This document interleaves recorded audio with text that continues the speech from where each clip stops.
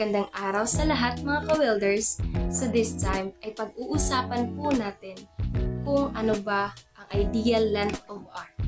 Okay, so when we say length of arc, so it is the distance between the metal and the electrode. So it is the distance between the metal and the electrode. So madami pong nagtatanong sa akin kung ano po ba ang ideal length of arc pag tayo po ay nagwe-weld. Okay, so sasagutin po natin yan ngayong araw.